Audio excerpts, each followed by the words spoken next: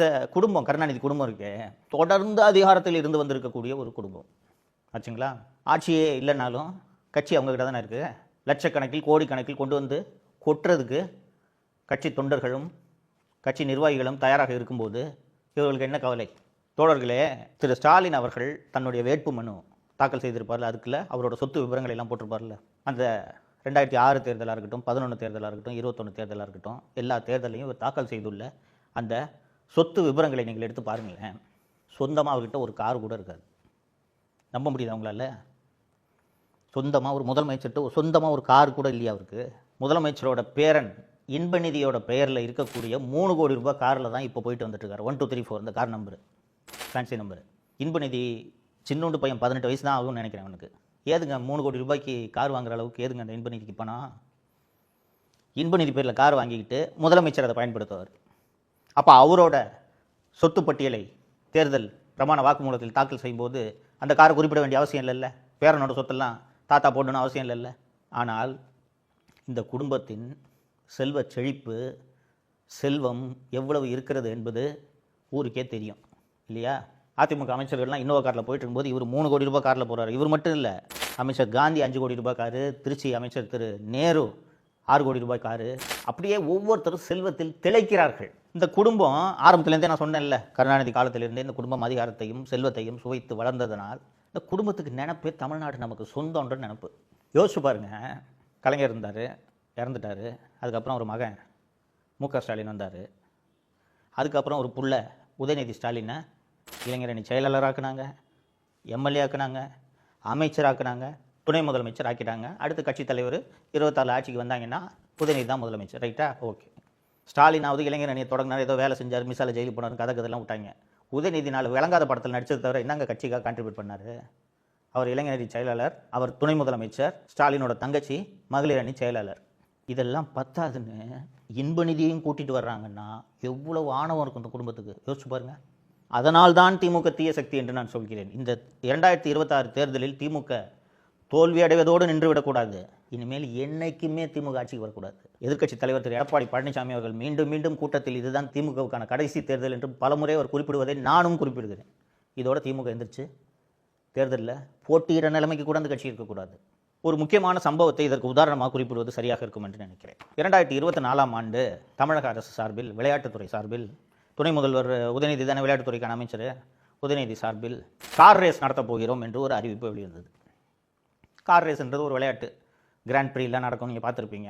சர்ன்னு race car போகும், பல கோடி ரூபாய் அந்த காரெல்லாம். அதை நடத்துறதுல ஒன்றும் தவறு இல்லை இல்லையா? எங்கே நடத்தணும் அந்த ரேஸை? இதற்கென்று இருக்கக்கூடிய இடத்தில் நடத்த வேண்டும் இல்லையா? தமிழ்நாட்டில் இந்த ரேஸ் நடத்துறதுக்கான இடம் இருக்கான்னு கேட்டிங்கன்னா, காஞ்சிபுரம் மாவட்டம் ஸ்ரீபெரும்புதூர் அருகே இருங்காட்டுக்கோட்டை என்ற இடத்தில் பல ஆண்டுகளாக இந்த ரேஸ் நடத்துறதுக்குனே ஒரு ரேஸ் ட்ராக் இருக்குது. ஓகேவா? இந்த ரேஸ் கார்லாம் நீங்கள் பார்த்துருப்பீங்க. ரேஸ் கார்னால் நீங்கள் ரோட்டில் ஓடுற இன்னோவா, ஸ்கார்பியோ, இந்த கார் இல்லை. ரேஸுக்குன்னு ஒரு கார் இருக்கும், சின்னதாக குட்டியாக இருக்கும், பல மடங்கு வேகத்தில் அந்த கார் பயணிக்கும். அந்த கார் பயணிப்பதற்கென்று தனியாக ஒரு ரோடு, ரேஸ் ட்ராக்கும் வேணும். சாதாரணமாக இப்போது அண்ணா சாலையிலையோ ராதாகிருஷ்ணன் சாலையிலையெல்லாம் அந்த காரை ஓட்ட முடியாது. அந்த கார் ஓடுவதற்கென்று பிரத்யேகமாக இத்தனை இன்ச்சு அளவில் ஒரு ரோடு இருக்கணும், ட்ராக் இருக்கணும். அப்போ தான் அந்த ரேஸு அதில் நடத்த முடியும். அந்த ரேஸ் ட்ராக் சரியாக இருக்கிறதா என்பதை கண்காணித்து பரிசோதித்து அனுமதிப்பதற்கென்று ஒரு சர்வதேச ஏஜென்சி இருக்குது. அந்த ஏஜென்சி இதை டெஸ்ட் பண்ணி இதில் இந்த கார் ரேஸ் நடத்தலாம் அப்படின்ட்டு அனுமதி கொடுத்தா தான் அந்த ரேஸை நடத்த முடியும். ரைட்டா? ஏற்கனவே சொன்னேன், ஸ்ரீபெரும்புதூர் பக்கத்தில் இருங்காட்டுக்கோட்டை என்ற இடத்தில் ரேஸு ட்ராக் இருக்குது. அங்கே பல முறை ரேஸ்களும் நடந்திருக்கிறது. உதயநிதிக்கு மவுண்ட் ரோடில் ரேஸ் நடத்தணும்னு ஆசை. மவுண்ட் ரோட்லனா எங்கே? தீவுத்திடல் இருக்குது. சென்னை அறிந்தவர்களுக்கு தெரியும். ஓமந்தூரார் அரசு மருத்துவமனை, தீவுத்திடல், போர் நினைவு சின்னம் இருக்குல்ல, இது ஒரு ரோடு இப்படி வரும்.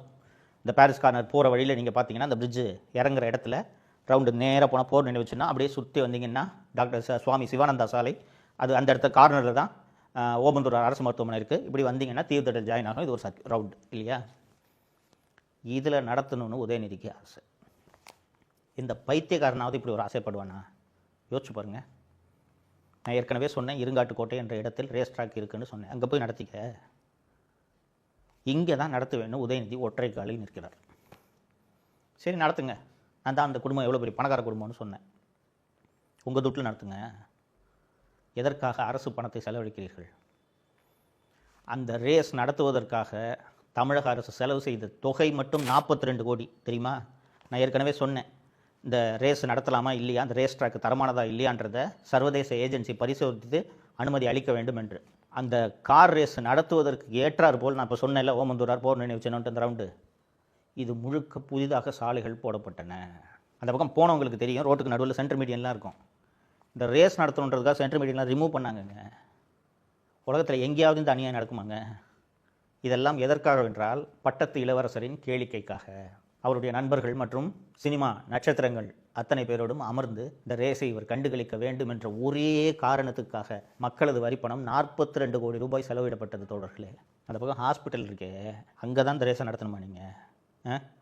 இருங்காட்டுக்கோட்டையில் ரேஸ் நடத்தி அங்கே போய் உட்காந்து பாருங்கள், யாராவது வேண்டான்னு சொன்னாங்களா? எதிர்க்கட்சிகள் எல்லாம் எதுக்கு அங்கே ரேஸ் நடத்துறீங்க விமர்சனம் செய்த போது விளையாட்டை வளர்ப்பதற்காக இது செய்கிறேன் என்று சொன்னார். நீங்களும் நானும் அந்த காரை தொட்டு பார்க்க முடியுமாங்க? பல கோடி ரூபாய் இருக்குங்க ஒவ்வொரு காரும், தொட்டு பார்க்க முடியுமா?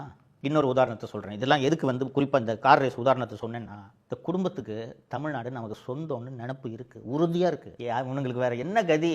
போட்டு ஆட்சியில் உட்கார வச்சிட்டாங்க, எங்கள் இஷ்டத்துக்கு எப்படி வேணாலும் நடப்போம். திருப்பி இதே மாதிரி பசப்பு வார்த்தைகளை சொல்லி திருப்பியும் ஆட்சியில் வந்து உட்காந்துட்டு இதே மாதிரி கார் ரேஸ் நடத்துவோம். என்ன பண்ண முடியும் உங்களால் என்ற ஆணவம் இந்த குடும்பத்திற்கு இருக்கிறது. இன்னும் ஒரே ஒரு உதாரணத்தை சொல்லிடுறேன். தமிழகத்தில் இவர்கள் பல்வேறு நூலகங்களை திறக்கிறார்கள், அது ரொம்ப நல்ல விஷயம். அந்த நூலகங்கள் அத்தனைக்கும் கலைஞர் கருணாநிதியின் பெயரை வைக்கிறார்கள்.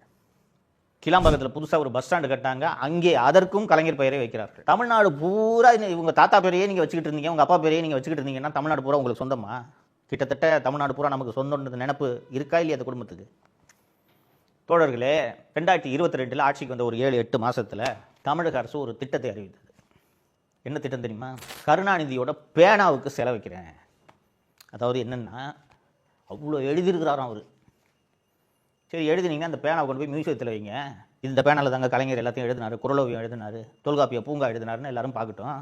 இங்கே இந்த காமராஜர் நினைவகம், ராஜாஜி நினைவகம் இதுக்கெல்லாம் போனீங்கன்னா அவர்கள் பயன்படுத்திய பேனா, சட்டை இதெல்லாம் அங்கே வச்சுருப்பாங்க. அது மாதிரி இது தாங்க கருணாநிதி பயன்படுத்திய பேனான்ட்டு மியூசியத்தில் இங்கே போய் பார்த்துக்கிறோம். அது என்னங்க கருணாநிதியோட பேனாவுக்கு சிலை? எத்தனை அடி தெரியுமா? 134 அடியில் கருணாநிதியோட பேனாவுக்கு கடலுக்கு நடுவில் சிலை. ரோட்டில் கூட இல்லை, கடலுக்கு நடுவில் சிலை. எவ்வளவு ஆணவம் இருந்தால் இந்த குடும்பம் இந்த வேலையை பார்க்குங்க, யோசிச்சு பாருங்க. அரசு பணத்தில் எவ்வளோ தெரியுமா? அந்த 134 அடி சிலைக்கு எவ்வளோ தெரியுமா திட்டம் மதிப்பீடு? 80 கோடி ரூபாய்ங்க அந்த பேனா சிலைக்கு, தெரியுமா? திட்டம் அறிவிக்கப்பட்ட உடனேயே கடுமையான சர்ச்சைகள் எழுந்து இது சம்மந்தமாக ஒரு கருத்து கேட்பு கூட்டம்லாம் நடந்துச்சு. அந்த கருத்து கேட்பு கூட்டத்தில் நாம் தமிழர் கட்சியின் தலைமை ஒருங்கிணைப்பாளர் திரு சீமான் போய் கலந்துக்கிட்டு பேசும்போது பேனா சிலை வச்சா நானே போய் அதை உடைப்பேன் அப்படின்ட்டாரு. மீனவர்களும் எதிர்ப்பு தெரிவித்தார்கள். இதெல்லாம் வந்த பிறகு சத்தம் போடாமல் இந்த பேனா சிலை திட்டத்தை கம்முன்னு விட்டுட்டாங்க. அப்பாவோட பேனாவுக்கு கடலுக்கு நடுவில் 134 அடி உயரத்துக்கு செலவைக்கிறேன்ட்டு திட்டமிடுறாங்கன்னா எவ்வளவு ஆணவம் இந்த குடும்பத்துக்கு இருக்கும், யோசிச்சு பாருங்க. இவ்வளவு ஆணவம் பிடித்த இந்த குடும்பம் தாங்க திருப்பி ஆட்சிக்கு வரணும், எப்படியாவது ஜெயிச்சு திருப்பி தமிழ்நாட்டை கொள்ளையடிக்கணும்னு சொல்லிட்டு வர்றாங்க உங்களை தேடி. இந்த குடும்பம் திருப்பி ஆட்சிக்கு வரலாமா? யோசிச்சு பாருங்க. எவ்வளோ ஆணவம் இருக்கும். எல்லாமே அவங்களுக்கு வேணும். சினிமா துறைனா உங்களுக்கு வேணும், மணல் குவாரினா உங்களுக்கு வேணும், முனிசிபல் அட்மினிஸ்ட்ரேஷன் கான்ட்ராக்ட்னா உங்களுக்கு வேணும், ஹைவேஸ் கான்ட்ராக்ட்னா உங்களுக்கு வேணும். எல்லாமே இந்த குடும்பம் எடுத்துக்கிச்சுன்னா, இந்த 11 மார்ச் அன்று தமிழகத்தில் நடந்த பிரச்சார கூட்டத்தில் பேசிய பிரதமர் திரு மோடி அவர்கள் தமிழ்நாட்டை ஒரு குடும்பம் ஏடிஎம்மாக நினைத்து கொண்டு பயன்படுத்தி கொண்டிருக்கிறது ரொம்ப அழகாக சொன்னார். கிட்டத்தட்ட அவர் சொன்னது கரெக்டு தானே. இந்த குடும்பம் தமிழ்நாட்டை தங்களோட ஏடிஎம்னு நினைக்கிறாங்க. ஏடிஎம்ல போய் கார்டு போட்டால் துட்டு எடுக்கலாம்ல, அது மாதிரி இந்த குடும்பம் தமிழ்நாட்டை தங்களோட ஏடிஎம்னு நினைக்கிறாங்க. மோடி அவர்களே சொன்னார், இந்த குடும்பம் இதை ஏடிஎம் பயன்படுத்த, தமிழகத்தை ஏடிஎம் பயன்படுத்த நான் அனுமதிக்க மாட்டேன், மக்கள் அனுமதிக்க மாட்டார்கள்னு சொன்னார். அதை நான் உங்களுக்கு மீண்டும் நினைவுபடுத்த விரும்புகிறேன். தப்பித்தவரை கூட இந்த கொள்ளை கூட்டம், இந்த குடும்பம் ஆட்சிக்கு வந்துவிடக்கூடாது. இதை உறுதி செய்கிறது உங்கள் கையில் தான் இருக்கிறது. முதலமைச்சர் வராரு, இவர் ஸ்டாலின் வராரு, அவங்க மனைவி துர்கா வராங்க, பட்டத்து இளவரசர் உதயநிதி வராரு, அவரது மகன் இன்பநிதி வராரு, இல்லை இவ்வளோ வார்த்தைகள் பேசுகிறாங்க, வாக்குறுதியெல்லாம் கொடுக்குறாங்களே, ஒரு முறை வாய்ப்பு கொடுக்கலான்னு தப்பித்தவரை கூட வாக்களித்து விடாதீர்கள். அப்படி தப்பித்தவரை நீங்கள் உதயசூரியனுக்கோ அல்லது திமுக கூட்டணி கட்சிகளுக்கோ வாக்களித்தீர்கள் என்றால் தீராத பாவத்தை செய்தவர்களாகுவீர்கள் என்பதை நான் உங்களுக்கு சொல்லிக்கொள்ள விரும்புகிறேன்.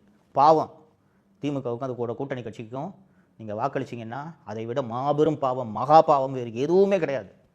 இதை மனசில் வச்சுக்கிட்டு தேர்தல் என்று நல்ல முடிவை எடுங்கள். இதுதான் நான் உங்களுக்கு வைக்கக்கூடிய வேண்டுகோள். நன்றி. தமிழகத்தை காப்போம்.